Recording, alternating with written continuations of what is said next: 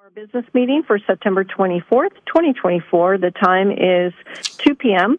In attendance are Commissioners Brooks, Matari, and Duncan. Join us for a moment of silence, please.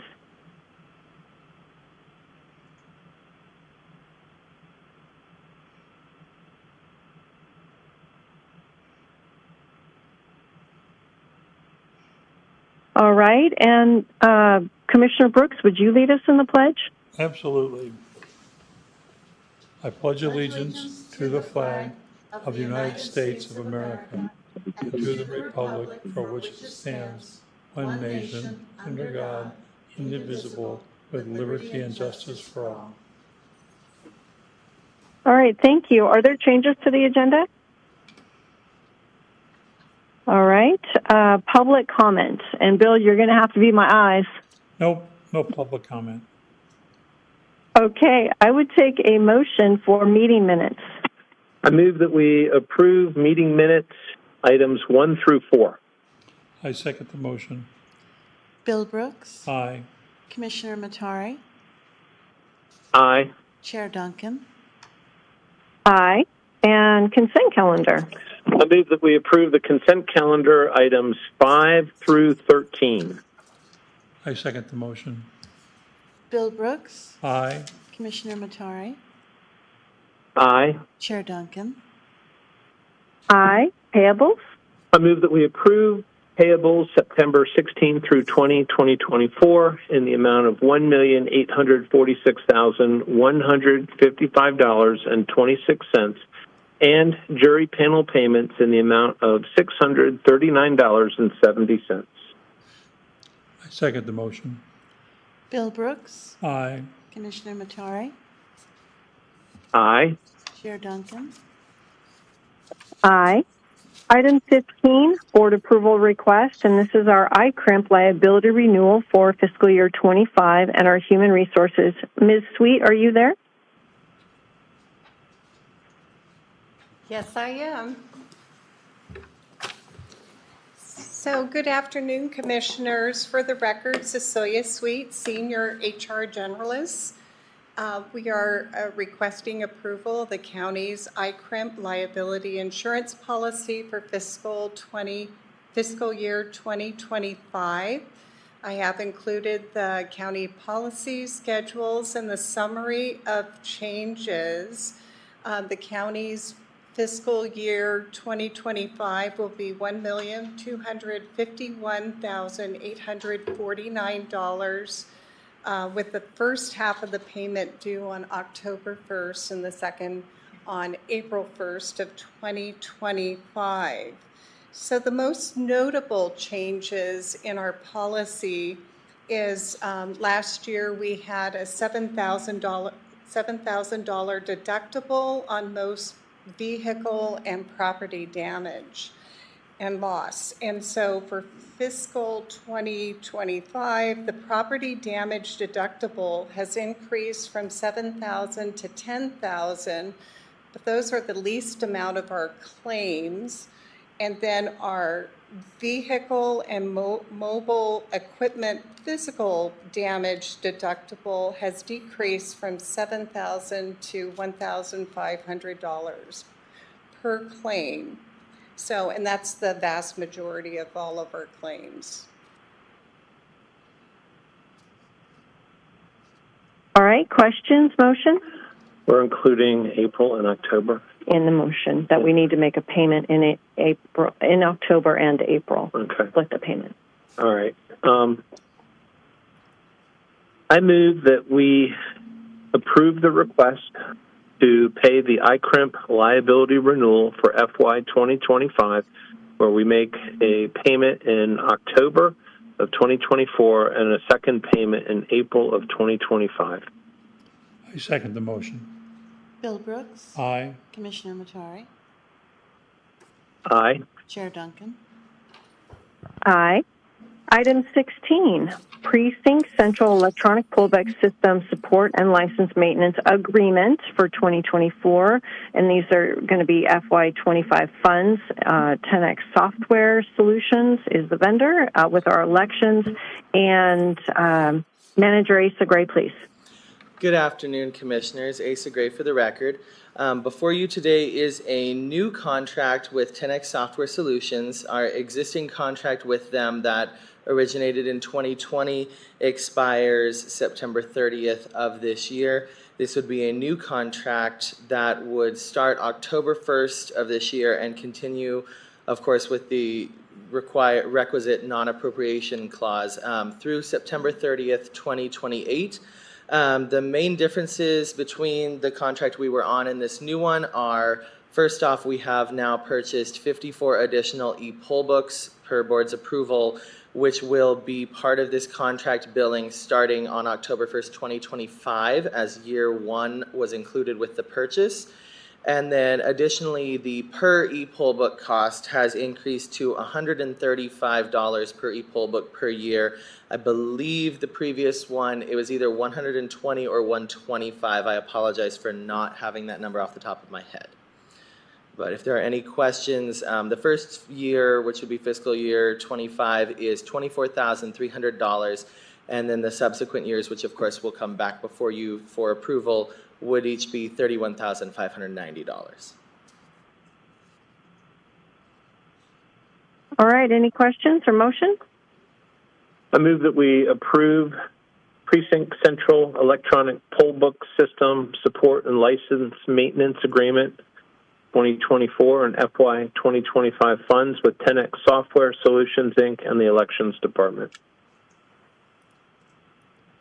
I second the motion. Bill Brooks, Aye. Commissioner Matari, Aye.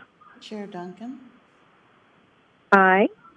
All right, item 17. This is KCSO, the jail. It's the contract with Wellpath for inmate medical services. And Captain Heil, please. Good afternoon, Commissioners. Captain Jeremy Heil for the record.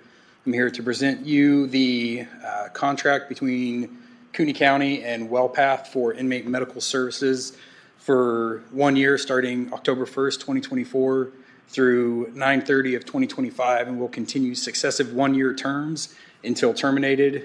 This year's contract is $3,699,987. All right, and my understanding is that's for actual costs. So if not that much medical is provided because our numbers are down or something, it would be just what's provided. Yes, ma'am. It's just what's provided. All right, questions, motion? I move that we approve the KCSO jail contract with Wellpath for inmate medical services and the Sheriff's Office. I second the motion.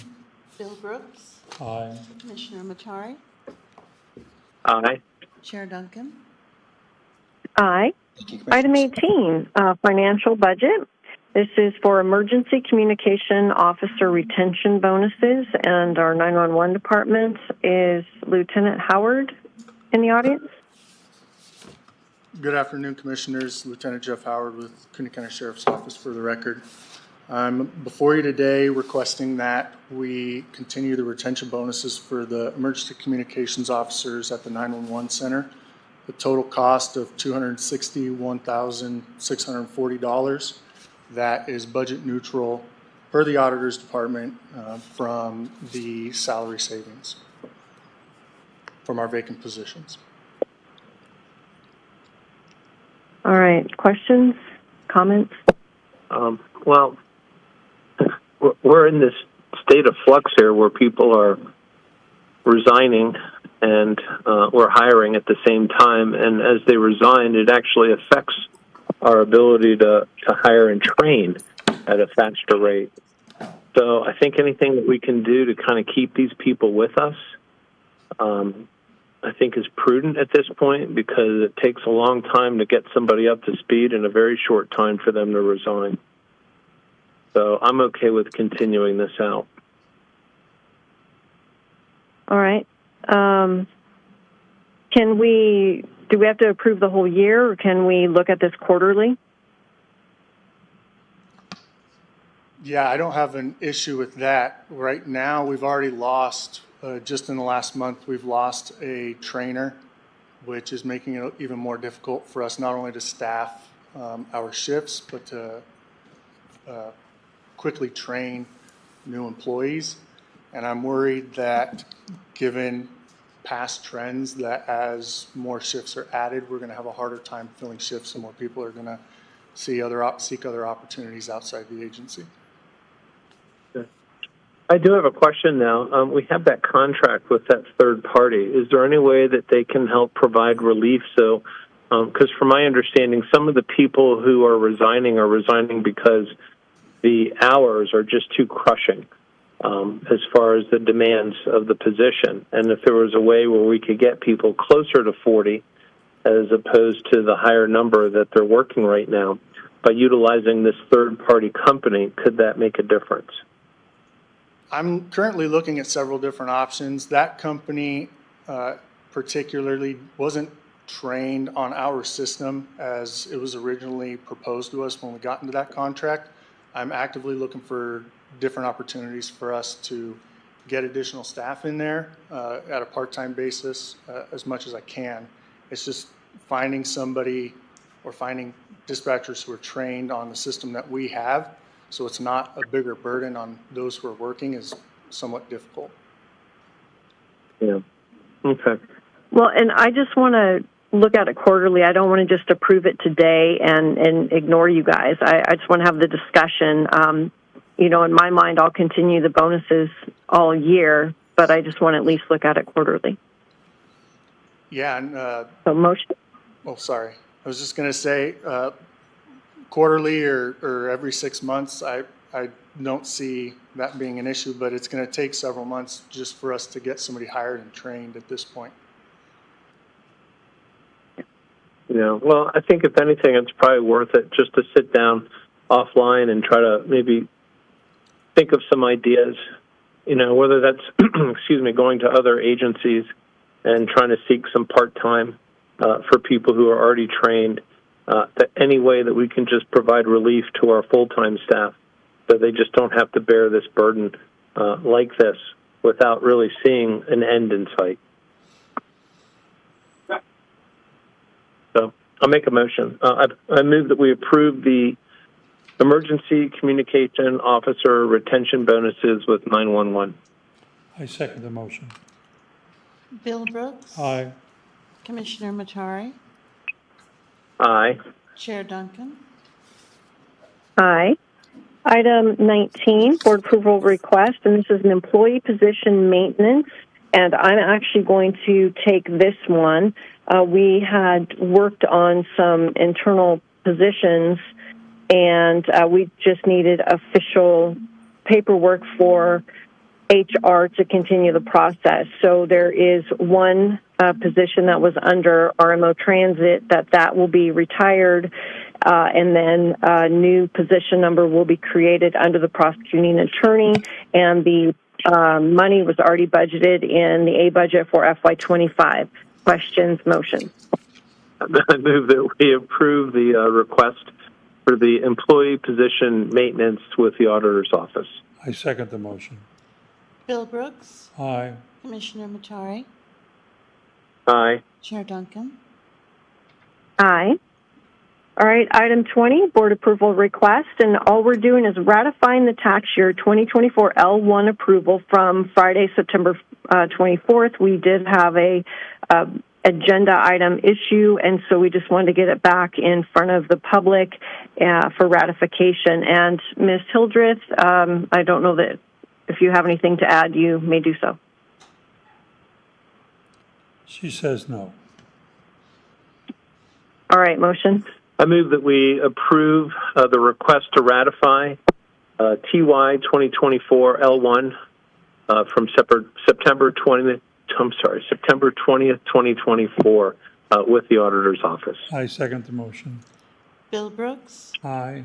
Commissioner Matari. Aye. Chair Duncan. Aye. All right, item 21, this is Resolution 2024-63, and this is another ratification, and it's the fees approved in the public hearing from last week, solid waste, and there's no, I don't think anybody needs to speak on this topic. We did hold a public hearing, and I think there was one comment for that public hearing. So, motion? I move that we approve Resolution 2024-63, the ratification of the fees that were already approved in a public hearing with solid waste. I second the motion. Bill Brooks, Aye. Commissioner Matari, Aye. Chair Duncan. Aye. And public comment. Anyone on the line? Anyone in person? I can't see. No, Chairman. All right. 2:16, meeting adjourned. Thank you, everyone.